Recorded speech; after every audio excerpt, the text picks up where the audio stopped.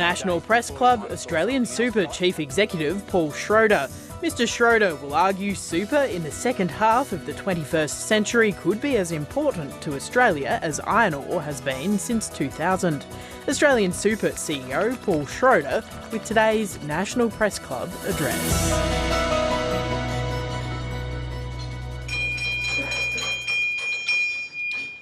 Hello and welcome to the National Press Club here in Canberra and today's Westpac address. I'm Greg Jennett, a director here at the club, and very pleased to give the introduction today to Paul Schroder, the Chief Executive of AustralianSuper.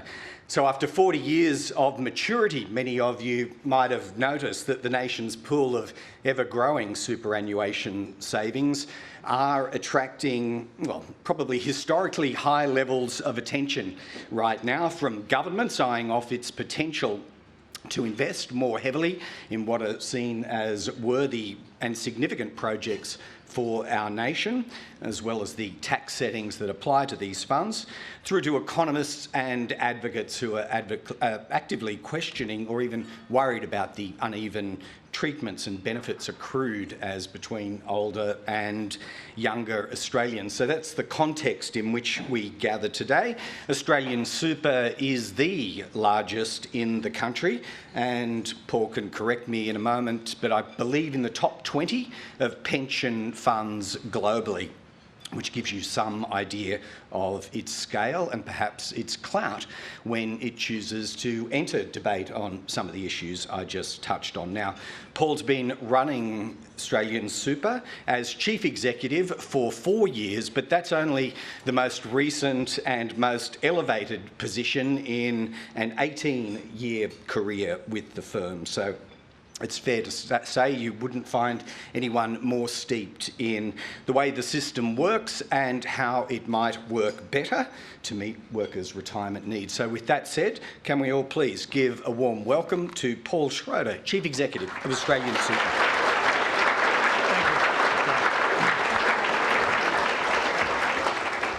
Hello, and thanks very much for having me in the room and those watching as well. I'd like to acknowledge the traditional custodians of the lands around Canberra, the Ngunnawal people, and pay my respects to elders past and present. And I'd like to extend that respect to all Aboriginal and Torres Strait Islander peoples across the country. It's important to reflect as we do that for First Nations Australians, superannuation is not yet truly super. All Australians deserve to live well in retirement. But too often that's not true for Aboriginal and Torres Strait Islander people. Where lower life expectancy, less time in well-paid work, and the challenges of language and record keeping can all have a material impact.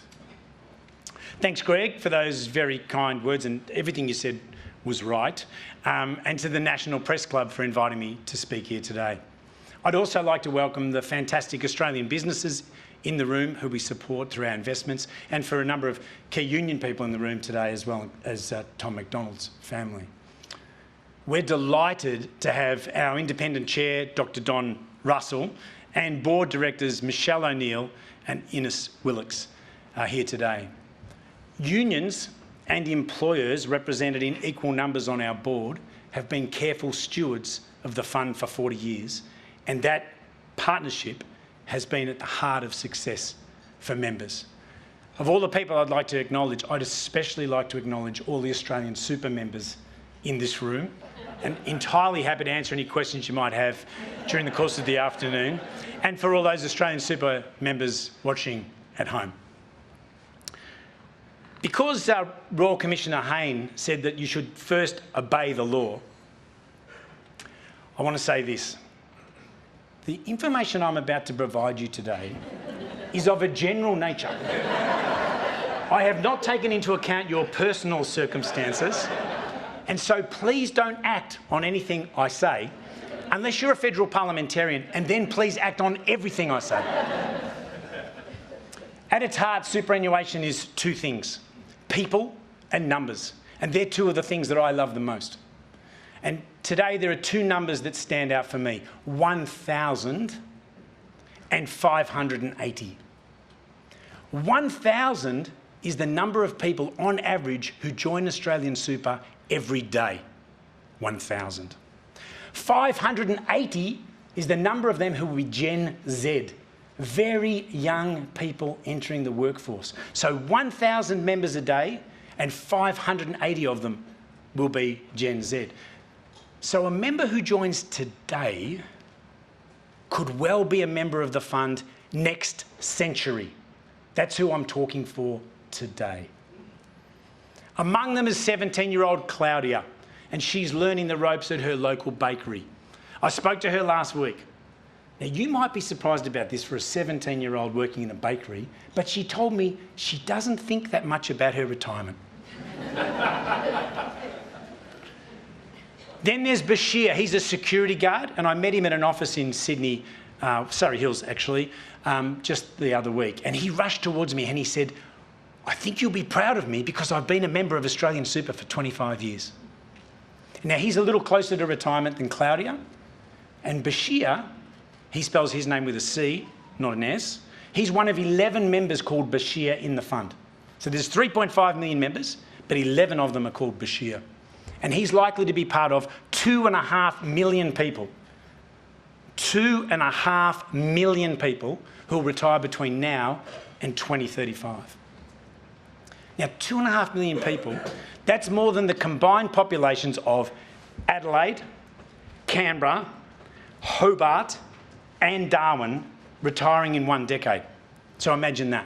So we're thinking about Claudia, who's going to be in the fund next century. We're thinking about Bashir, who's one of 11 Bashirs. And we're thinking about 2.5 million people all retiring in this next little while. So it's more than a wave, it's a tsunami of working Australians who are about to retire. Some planning, some preparing, and plenty of them not sure what to do. And that's who I'm thinking about today. How can we collectively deliver for them so that they can all live well in retirement? Whether that's in a couple of decades like Bashir or at the turn of the century like Claudia. There are huge demographic, economic and social forces that are coming to bear on our nation. And the super sector must be reset and ready to meet them. With that in mind, I'd like to do 3 things today. First, I'll do my best to discuss the past and the present and the future of super. How a radical vision became one of the best parts of Australia's financial services system and one with global stature, but that the work is only half done. Second, I'll outline the essential reforms that would make retirement simpler, make it more seamless, make it fit for the modern economy and for the modern retiree. And thirdly, I'll share what I think it takes to find the sweet spot for super in national renewal. So let's start with super's place in Australia.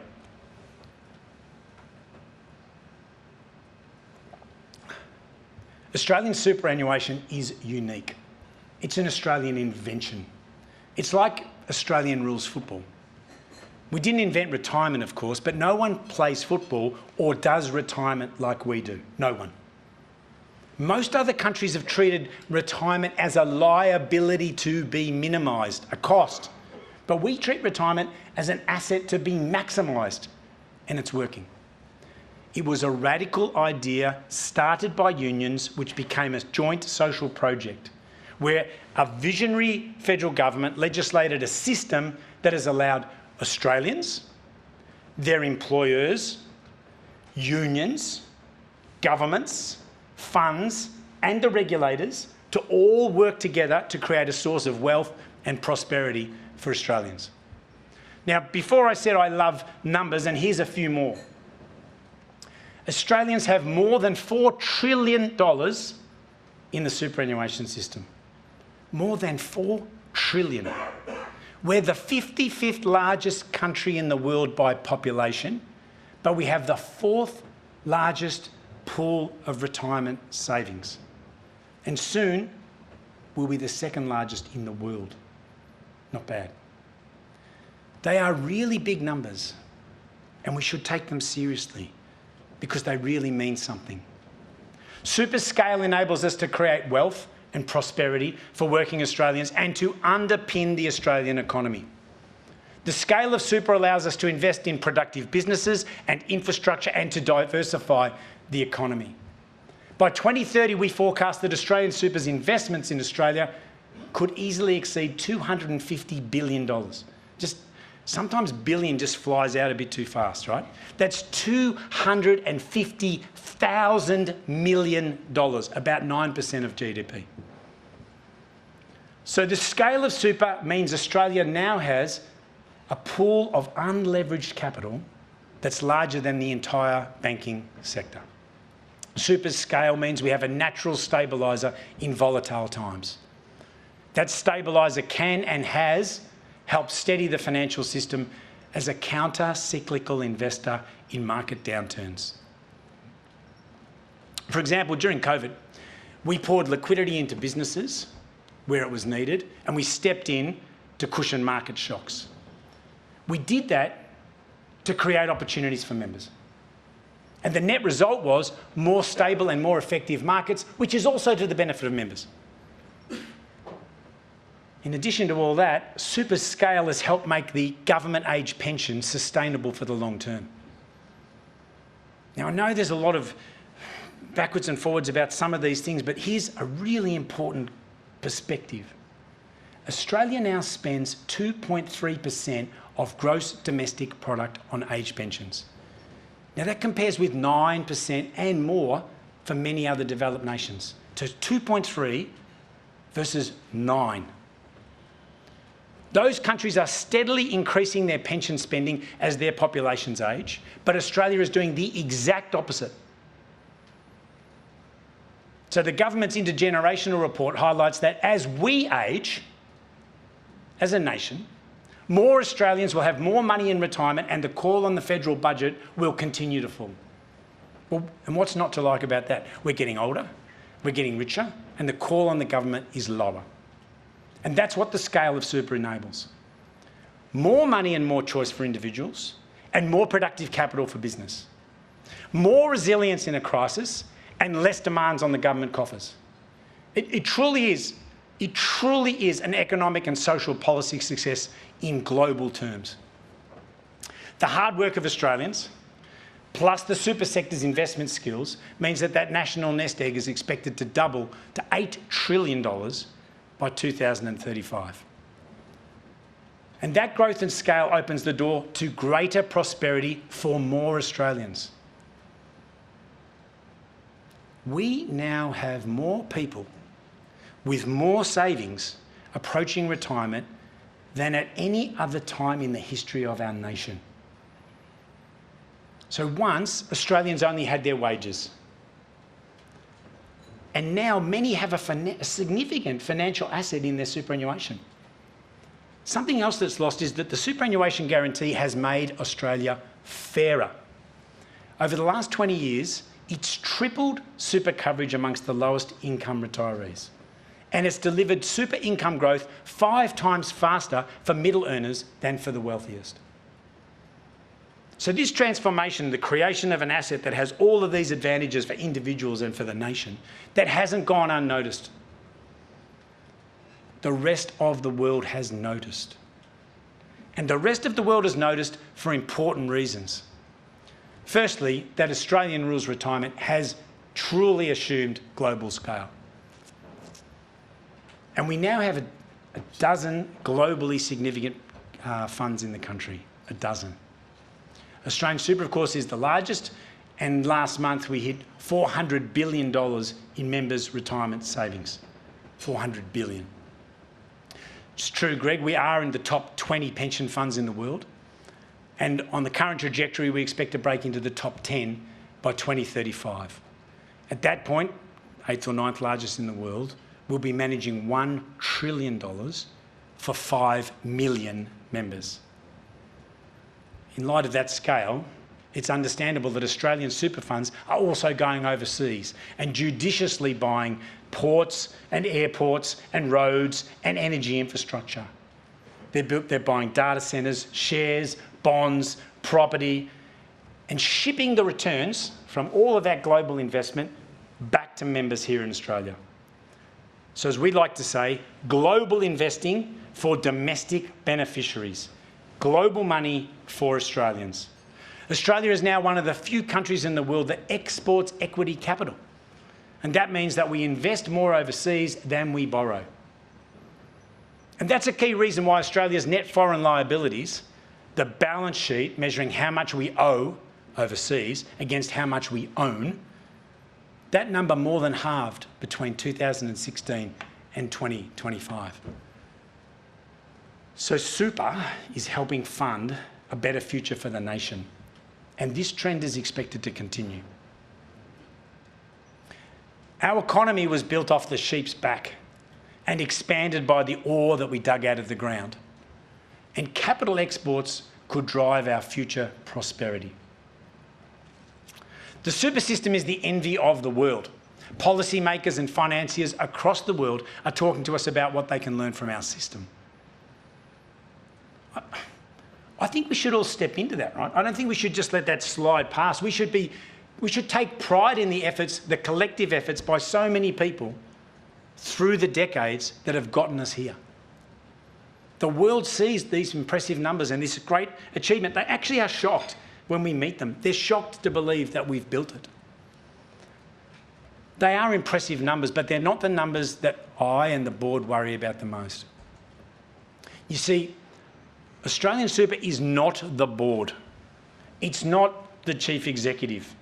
It's not our global officers. It's not even our orange branding. It's the 3.5 million members who are members of the fund all around the country. Rich and poor, country and city, all industries, all occupations. It's why, as an organisation, we talk about member assets, not funds under management. The assets belong to Claudia and to Bashir, and we have to work hard every day to earn and maintain their trust. And we have to earn and maintain their trust for every day for the next 75 years that Claudia is likely to be in the fund.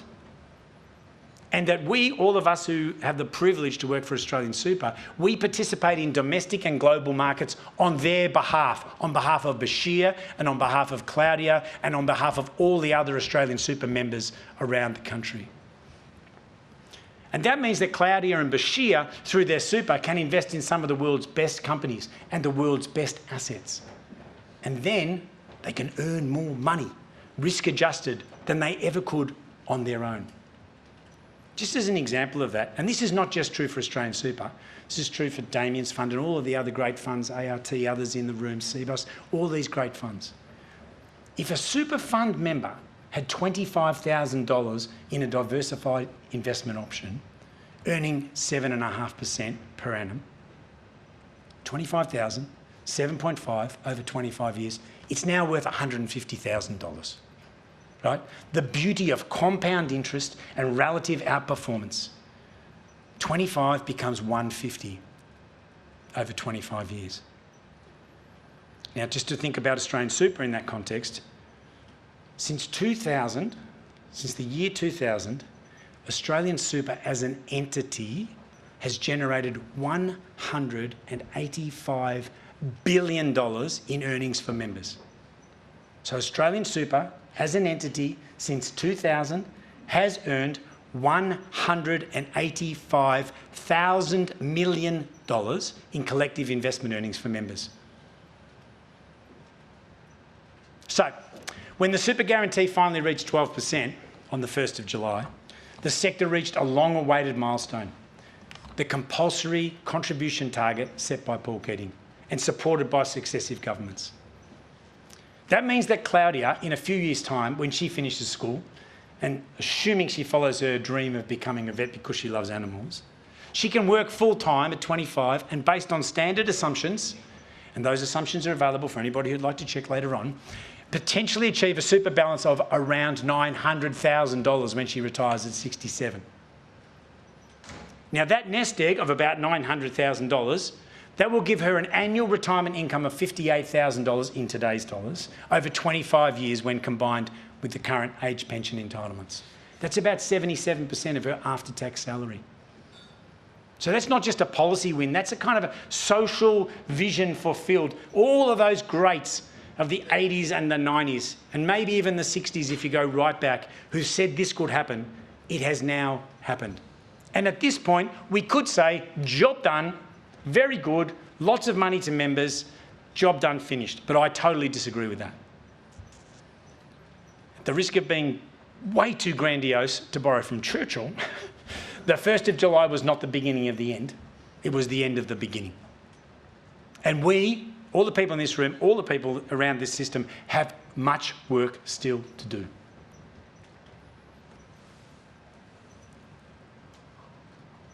We truly stand at the threshold of the next chapter for the super sector, and there are reforms that are needed.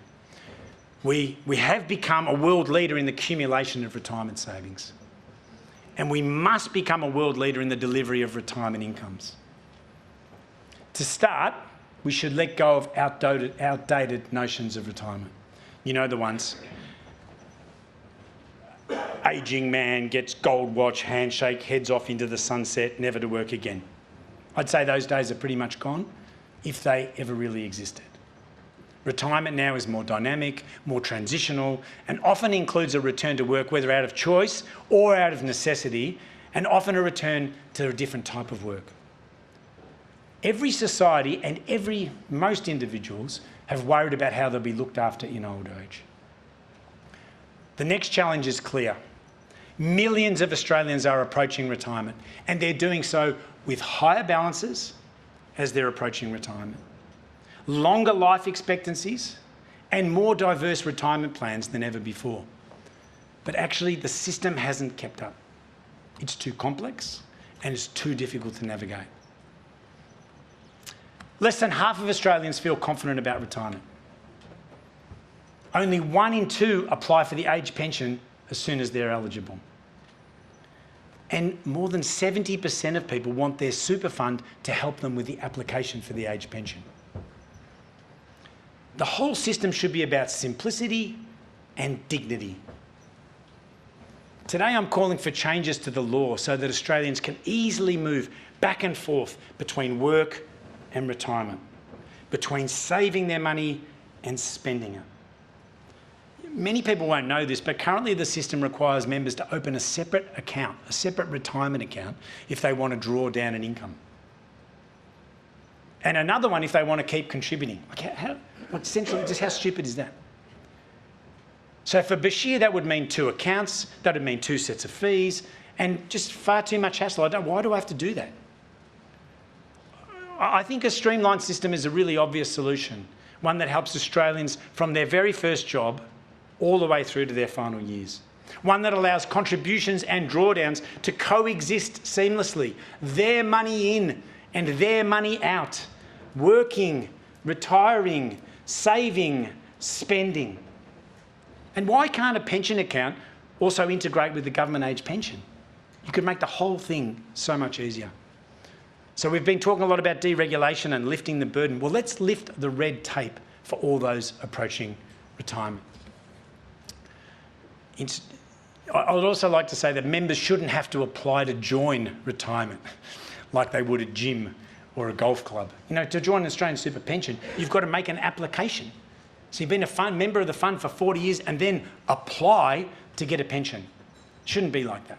They should be able to live their lives as they choose, work as they choose, and the whole thing should be seamless. Associated with that, we're calling on the government just to start the work prudently, do the work thoroughly, be very thoughtful about it, but to start the work about sharing the relevant government data so that super funds could at least pre-populate the forms and give members a picture of their retirement incomes, including, what pension they're eligible for. We shouldn't make it this hard for individuals to navigate, and there's 2.5 million of them coming. We should help them, and collectively we must. And this will allow funds to do simple, easy and tailored guidance and allow funds to help members when they need it the very most. I'd urge you all here in this room and those watching to not underestimate the need for and the power of simple, easy, tailored guidance and advice. There are far too many Australians who are uncertain about their futures because collectively we haven't resolved this complex issue. I don't want to underestimate it. You know, these are complex things. There's a lot of moving parts.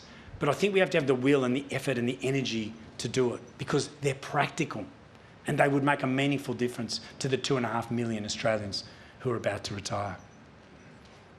These changes would give members more flexibility and, importantly, more confidence and more confidence to spend. So with guidance and information at the right time, we could, and all the funds, could help their Bashirs and help their Claudias to feel more confident about their savings, about how much they can spend, about what choices they have and what decisions they should be able to make. Because super, as an asset, provides people more choice and more confidence and more things that you can decide for you and the people who live in your household. We truly have a world-class savings system, and we need to build a world-class spending system. To do this, we need to meet members' changing expectations of us. And for sure, the super funds have to run to keep up. We have to run fast to meet it.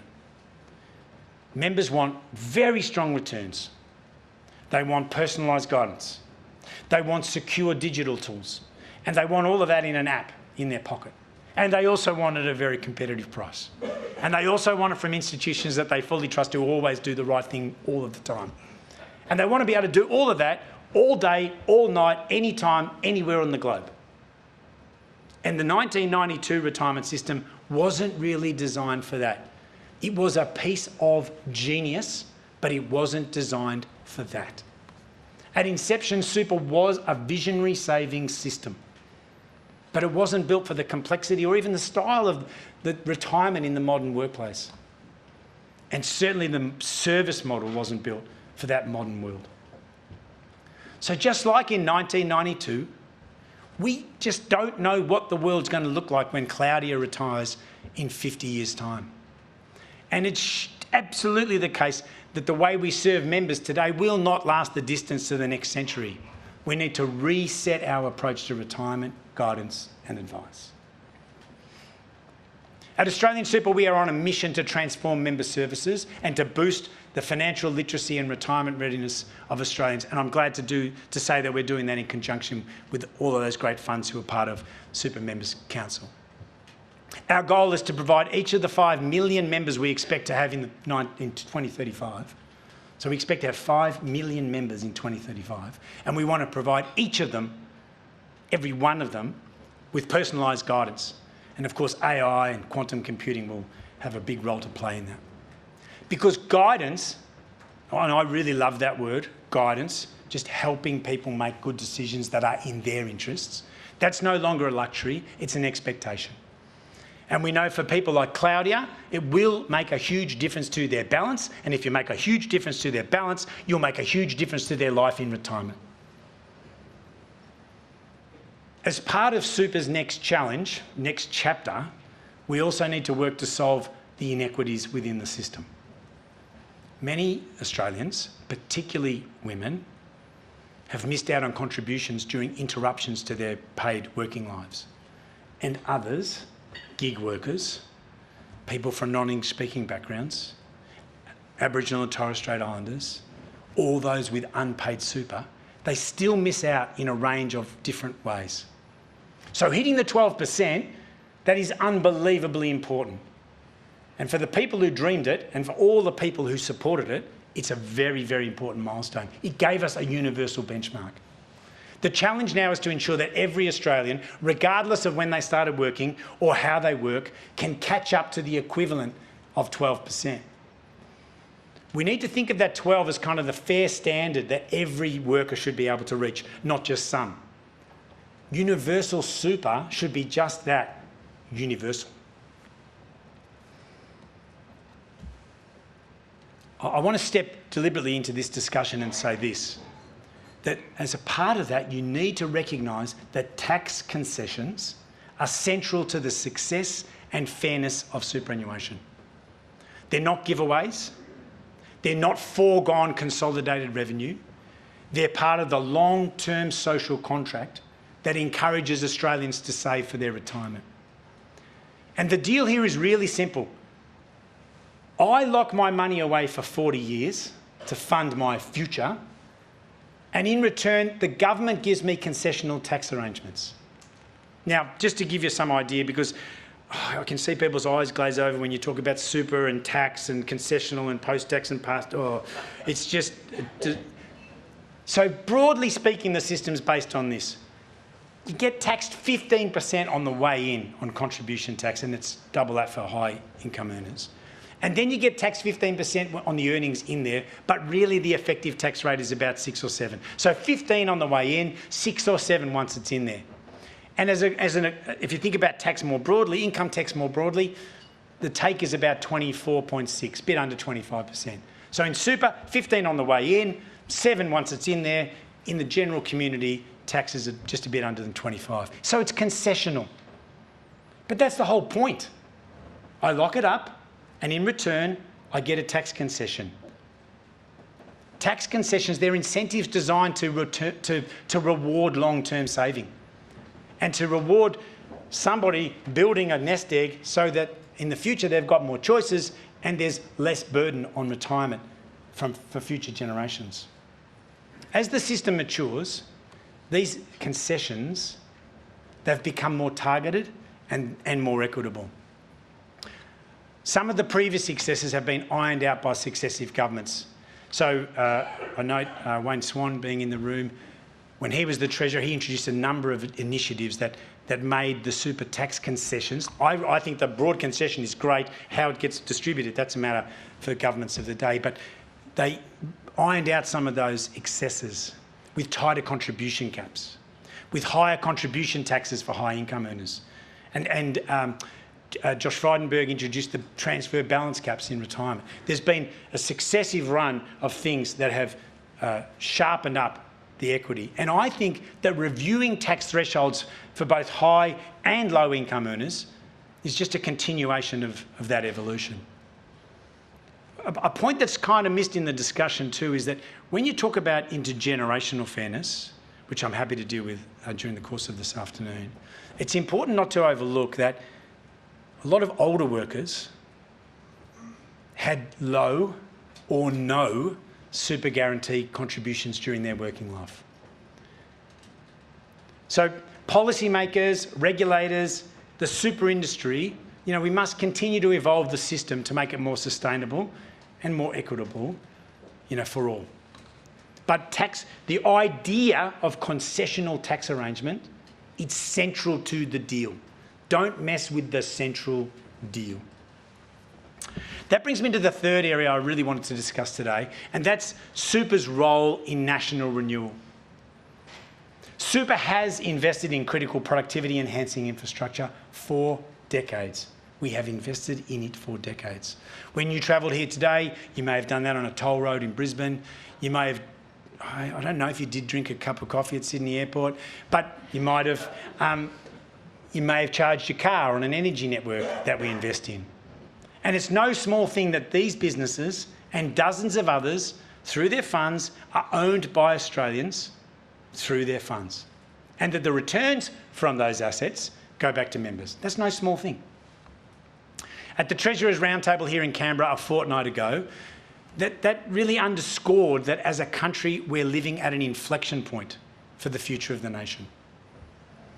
The chance to grow the pie and slice it more fairly and improve our stature in the world, that's real. That's a chance in front of us. Can we grow the pie, slice it more fairly and grow our stature in the world? That is real. But the moment calls for ambition.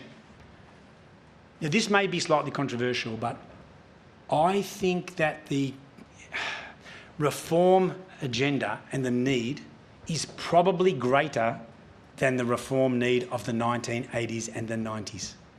It may be more like post-World War II 1940s and 1950s. It'll need to be bold, it'll need to be coordinated, and it'll need to be long-term. Because all of the challenges we face, housing, health, the energy transition, the implications of AI and quantum computing, they're all massive and they're kind of intersected. And those reforms, almost all of those, they're physical. And we can see they're politically charged. And we can see they're charged locally and nationally and in communities. And they're also full of ethical dilemmas. It's important that we don't shy away from those ethical challenges. Each of them requires infrastructure. People will need shelter. Power will need transmission. Data will require storage. And they're all multi-billion, multi-decade tasks. And we're interested in opportunities to provide capital, provided it's responsible and provided it's at scale. If we get the settings right, all parts of that chain can become investable opportunities, delivering long-term value for the nation and delivering value for members. Super can contribute to the national renewal, but, and it is a big but, there's no playbook for this. The potential for super to be an engine room of Australia's sustained prosperity is unrealised. Now, this isn't, and it can't be about governments telling funds what to do. I've said this behind closed doors, I've said it in front of cameras, I've said it on the radio, and I'll say it again here today. It would be a disaster for members if governments tried to tell us what to invest in. Members in our system carry the investment risk. It's their money. The solution requires governments and funds to come together in an open dialogue about how to better balance risk and to make projects investable. Big national projects must consider who's best placed to bear the risk, and that is who should own what and when. Government's job is determining the direction of the country and the services and the infrastructure that underpin it. The job of super funds is to deploy capital into productive investments to bolster members' retirement savings. Now, these two competencies, they should be mutually reinforcing. Building the businesses and the assets that the nation needs, and doing that very well, should be able to and could generate the returns that members need. One way this could work is for governments to build assets with the plan at the start to sell or lease them later, and to long-term investors like us, like super funds. Or as I'd like to say, build it to sell it. And I think that's a model very much worth exploring. Build it to sell it. Governments could then build, secure in the knowledge that it's more likely than not that there would be a willing buyer at the right price and at the right time. In a way, this is just a natural evolution of a process that state governments and federal governments and some global governments have used other times in other places. The assets created under this sort of approach could then be built with the knowledge that one day their value would be unlocked. That benefits the taxpayer, because governments will have more money to spend on new projects, and the worker through returns to their super balances over the longer term. So we have $40,000 million of members' money earmarked for investment in Australia over the next 5 years. So if you're a company with a good idea, and there are plenty, or if you're a government with a big plan, our door is open. We are ready to invest, but only when it benefits members, where risk-adjusted net returns warrant the investment. Don't be in any doubt about that. So what are we interested in? We are interested in deepening the corporate bond market. We are interested in supporting innovative businesses. And we are interested in contributing to critical infrastructure that supports Australia's future. So superannuation does have a role in national renewal, but not every project will stack up for members. We must be clear-eyed about where interests align and where they don't. We must recognise the difference between national interest and the interests of organisations and individuals. Part of the government's role is to build things that are important for Australia, and especially those things that don't immediately make the kind of financial return that super funds need. Super funds must think long-term. But don't be in any doubt about this, our returns need to be real. And when I say real, I mean real versus nominal. The default investment option, where most Australian super members are invested, targets CPI inflation plus 4%. And that's a benchmark that's designed to make sure that members' savings grow ahead of inflation. So I think as a nation, whether that's state or federal, we need to break the sort of piggy bank mentality. Super is not a $1 trillion fix-all. It cannot and it should not be used to solve every complex national problem. I like to say that as a nation, we can't just keep referring everything to the ACCC or putting it in the national curriculum or getting super to pay for it. That misses the whole point. And I reject that school of thought. It's just not smart thinking. We need governments and industry, including super, to do much better. Much, much better. None of us can cross our arms or close our imaginations to the very real needs of the rest of the century.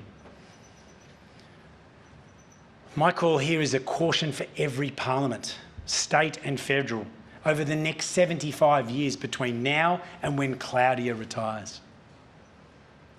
I'm really encouraged that the Federal Treasurer has identified key priorities and is working hard to bring people from across the country together. And that effort really deserves recognition. So let's keep that type of collaboration going. Our doors are open, but only and always for those things that make members risk-adjusted net money. So let me leave you with this thought. Australians are excellent at mining, excellent at farming, excellent at banking, especially mortgage lending, and we're not bad at swimming. But over the last 40 years together, we've built another world-leading industry, superannuation. So today I've discussed super as genuinely an Australian success story, built on the hard work of members like Claudia and Bashir, shaped by a government vision and policy, with so many who've contributed to a success, and it's become a national success story. It's become a business success story, but most importantly, it's become a member success story. I've called for simpler retirement savings system, an urgent need for that, an urgent need for a simpler retirement system, and one that's essential so all Australians can live well in their retirement into the next century. Super funds have the opportunity to be a powerhouse of Australia's renewal. This provides a chance for the sector, for business, for unions, for the community, for governments to find that sweet spot. That sweet spot between national ambition and investment returns. I started this address by saying that super was about people and numbers. Let me leave you with one more. 6 million. 6 million. That's the number of Australians who will be over 65 within the next 3 decades. And we all owe it to them to get this right. Thank you.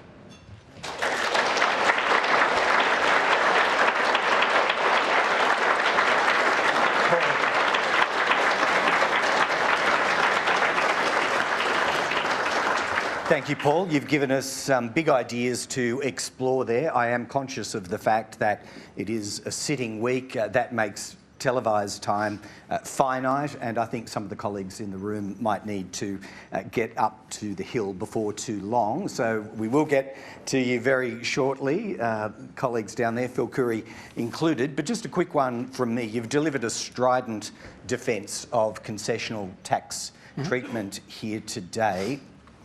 Let's talk about the one idea that is on the table to change that at the moment. Double the tax on earnings from 15 to 30% on balances over 3 million. It is not indexed under the existing proposal. What work has AustralianSuper done to assess the impact on people like Claudia or Bashir, let's say 2040 or 2050, when it'll be capturing a much larger number of people, much more revenue, or is it your assumption that it will have to be indexed? Well, when I said in my address that the central idea is the tax concession is the most important thing, right? So you're being compensated for putting your money away. That's the central thing.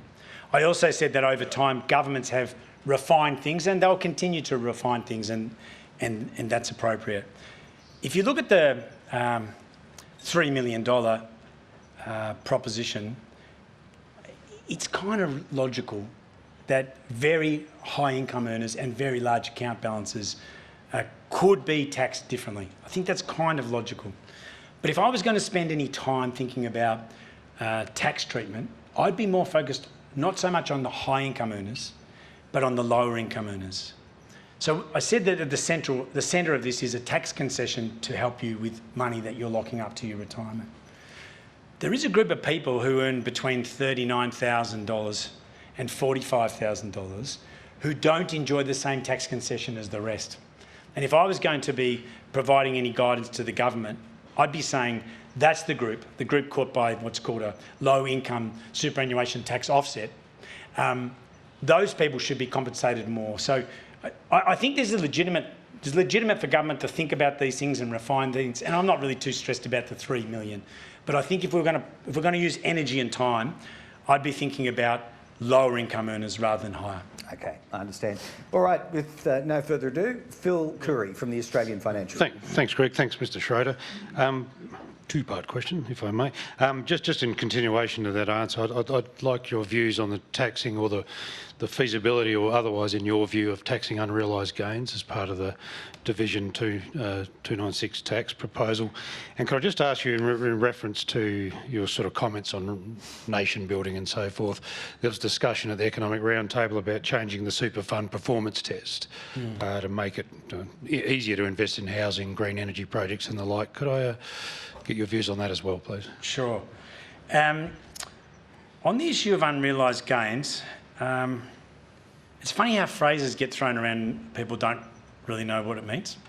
So just for those AustralianSuper members, just as in the room for a bit of context, a realised gain is a cash event and an unrealised gain is a non-cash event. So just nothing happens on change of hands of cash. My response about that, Phil, would be it's up to the government and the parliament to set the rules, and we'll do whatever the government and the parliament sets. On the issue of the performance test, the most important thing is that there is a performance test. It's utterly important. I think we were the first institution to call for it, and it's really important to protect members' interests and for members to have confidence that the funds they're in are performing well, because as I said in my presentation, investment performance is the key driver of having a bigger balance and having a better life in retirement. So it's really important that there is a performance test. The current performance test doesn't really take account of strategic asset allocation, which is how much in shares, how much in cash, how much in fixed interest. And so there are better ways to do the performance test, which would really give members a more useful sense of performance. But AustralianSuper's views very strongly, there should be a performance test, and we're open to it improving. And it really should be, did your fund make you money or not? Thank you. From AAP, Tess Economou. Thank you very much for your time today. You said tax concessions are central to the fairness of superannuation. What is your view on suggestions that they exacerbate intergenerational inequity? Yeah. I have seen some of those remarks. I do feel passionately worried about intergenerational equity and fairness. I think the central source of intergenerational unfairness and inequity is housing and people's access to houses. And it doesn't get more blatant to me than if you were in the start of the 1970s, it would cost you, the good old days. It would cost you twice your family's income to buy a house. And then the second last good old days, my era, in the late 90s, it would cost you 3 times your household income to buy a house. Now it costs 6.5 times, and sometimes 9, right? So I don't know what we're saying as a community and as a society to anybody who's thinking about having to buy a house. So Like, just think about Maslow's pyramid. If you can't safely, securely house yourself, then we really are, I think, bent and broken as a country. But there's a lot going on about this. It's a supply issue. I see lots of activity across the federal and state governments to try and respond to this, but we've underbuilt for 40 years, right? We have underbuilt for 40 years. It's not a demand side issue. It's not a financing issue. It's not a funding issue. We've underbuilt houses. We need to build, baby, build.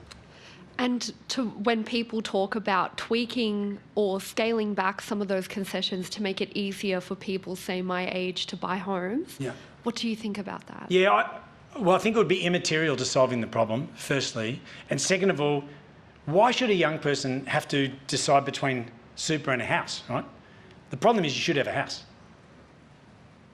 Thank you. Okay, Jack Quayle from The Australian has a question. Thank you very much, Mr. Schroder. Jack Quayle from The Australian. I just wanted to ask about what sort of tangible changes, or how much money has Australia's super spent on preparing for the Division 296 change, or are you waiting for it to be legislated before the fund responds? You may be surprised to know this. We've become expert at adjusting for regulatory change. Yeah.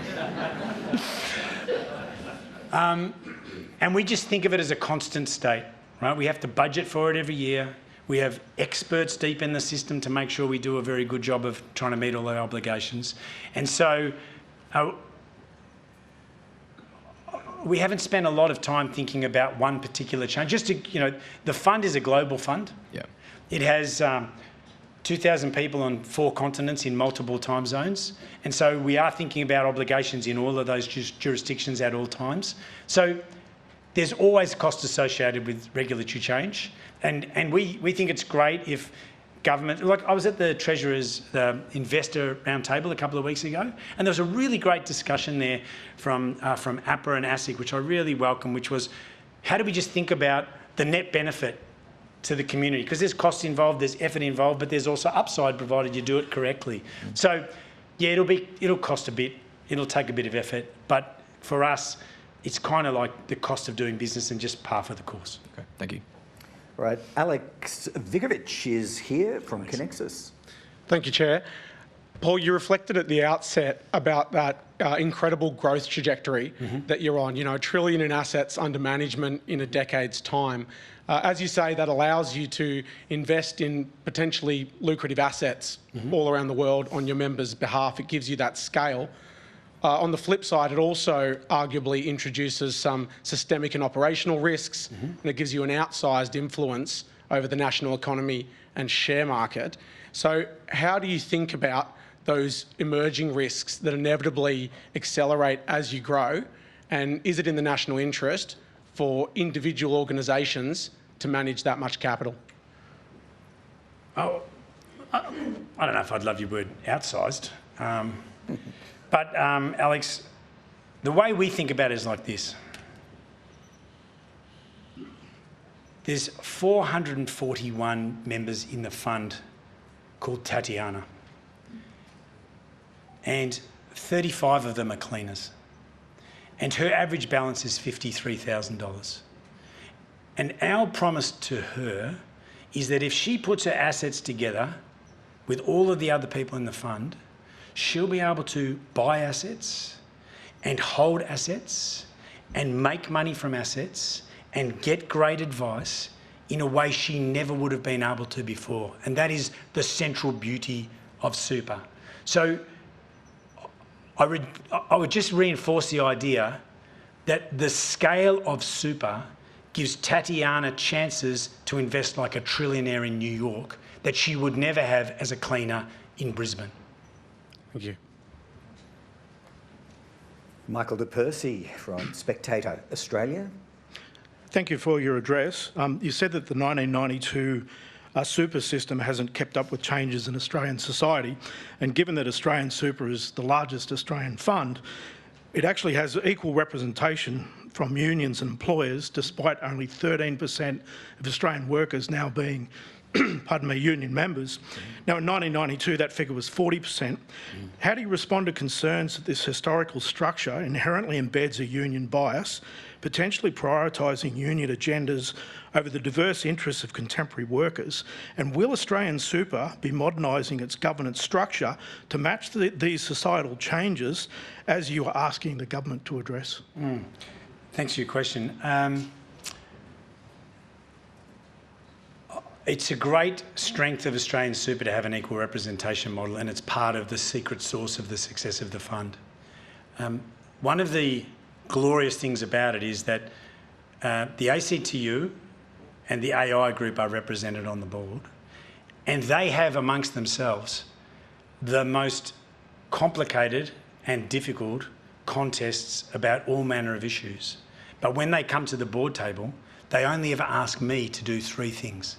They ask me to make members the most money risk-adjusted post-tax and post-fees. They ask me to make sure service and guidance is exactly as members would want it.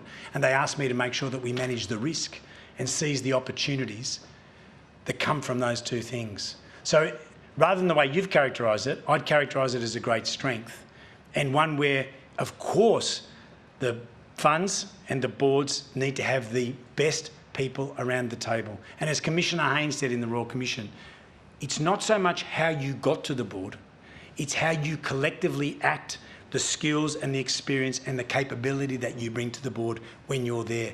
And we're in the fortunate position of just having done our triennial review, and our board is in good order and doing a good job. So I appreciate your question and the opportunity to just say it's actually part of the secret sauce, and I'm proud and pleased about it. Thank you. Thanks, Michael. The AFR is well represented here today. Julie Hare has a question. Of course we are, and we do love to talk about money at the AFR. You've come to the right place. Just yesterday in the office we were talking about your presentation today, and we were having a bit of a chat about it. Okay. And as you spoke in your presentation, you talked about just the enormity of the size of the funds under investment, and whether how you're managing your investment portfolio as you might be outgrowing the ASX. So what foreign asset classes and countries are you looking to invest in? Great. I think the most important thing to think about is what we're trying to do is build a globally diversified portfolio for members. And so that means you need to buy a range of assets across a range of asset classes in a range of geographies. And that's probably diversification is the only free lunch in finance. It delivers benefits that far outweigh any of the cost or effort involved. Compound interest is another piece of magic, which I'm happy to talk about after lunch. But this issue of a diversified global portfolio is centrally important. It's also very important.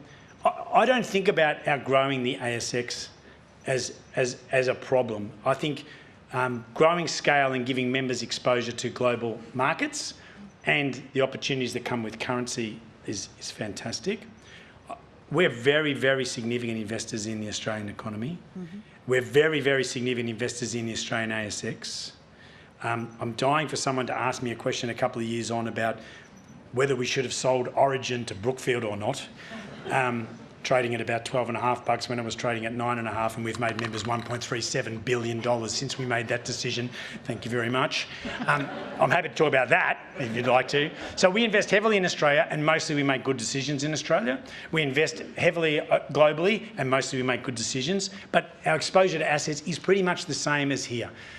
Private equity, growth assets, equities, and the full spectrum. So the central thing is to make sure that we're being properly compensated for whichever risk we're taking in whichever geography and whichever market. Okay, thank you. I'm not sure you stole anyone's question with the Origin Brookfield. I'm happy to talk about it further if there's a chance. Yeah, fair enough. Look, we reckon on about 5 minutes remaining, so let's push on. Nick Stewart from Ability News. Thanks, Greg. You've made a lot of money as an AustralianSuper member. I say great, thank you. I say as an AustralianSuper member, welcome and thank you. And as well as that, you've done that through investing with coherence and in in where you're putting the money, and conservative, and also looking around. What about the people, as not so much a investor in AustralianSuper, but as an Australian, I think, well, you know, less than $250 million would be less than about 1% of your fund. Why can't you put that towards, rather than consensus investments, actually saying, look, you know, this is a bit of a risk, but maybe it's worth backing, and go for some of the, actually make choices to really invest in new upcoming Australian businesses that will be the new cheap SPAC, the new mining, and take us beyond the 1980s, and if you like, back to the post-war era where you said we were looking at wider ranges of investment? Yeah, well, terrific question. And I think the idea of diversifying the economy and building the capacity is essential. And I think diversifying the economy post the resources boom will be essential to this whole productivity discussion. We need to think about where we're going next. I appreciate your observations too. Of course, we always have to act with skill and diligence and care, and we always need to act in members' best financial interests. But to your particular point, we do, as part of that prudent investing, allocate a small sleeve, about $1.3 billion, to things that don't have the scale and don't yet have the full reason to invest yet. And that includes venture capital, where I think we've got about $580 million exposure. And we've got some great exposure through some great managers to venture capital. It's really just a matter of proportion, right? That stuff is riskier, so you need to be thoughtful about that and make sure you're only exposing yourself to the amount you're getting properly compensated for, all the way through to cash and bonds and other things, core infrastructure, which are less risky. So your central idea, I agree with. The size and the scale of it and the nature of it, we do think we have to have a dedicated sleeve, because otherwise it'll be swamped by everything else. And really that's part of what I was talking about today. Some things you just need to focus on, but I'd want to reject one idea. In passing, a former politician said, oh, it's only a small amount of money to you, why don't you just not care about that small amount of money? That's a disgraceful thing to say. That money is partially funded by Bashir, and it's partially funded by Claudia, and it's partially funded by Tatiana.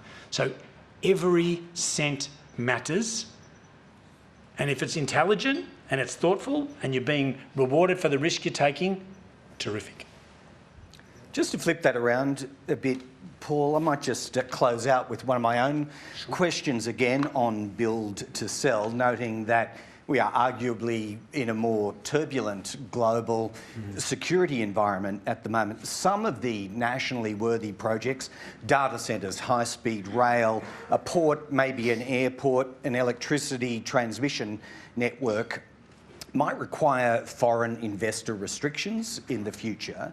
Doesn't that put, conversely to Nick's point, Australian super funds in a powerful purchasing position in what I might describe as a closed shop, if you are, you know, in effect buyers of first and last resort? The first thing I'd say about that is that, as a general rule, free and fair trade and free and fair flow of services and free and fair flow of capital is in everybody's interests. I know that's an unfashionable thing to say, but it's in everybody's long-term interests. The second thing is, you talked about some particular entities. So I think it's good for everybody if there's a free flow of capital. We don't want anything other than free flow of capital. And if the government can get capital at a lower price, that's fantastic. Actually, the role of super has reduced the cost of capital in the system overall. Some of the things you mentioned are really hard to do. Like, you know, the Western Sydney Airport was first planned in 1986. It ended up being back on the books at 2014, and it might operate. It's really hard as an investor talking to us in 1986. So really what I was trying to say about build to sell is sometimes the government needs to step in, take the risk, get the thing up and running, and then pop it off its books. And that's really the central idea here. De-risk at the front, knowing there's someone who's going to benefit. You get it off your books and the members will benefit as well. Understood. I'm sure there'll be more discussion about that and the many other ideas that Paul has brought to the table here today. As I observed earlier, some people do have commitments elsewhere. We'll wrap it up there. Thanking Paul Schroder and passing on a membership to the club. Thank you. Thanks, Steve.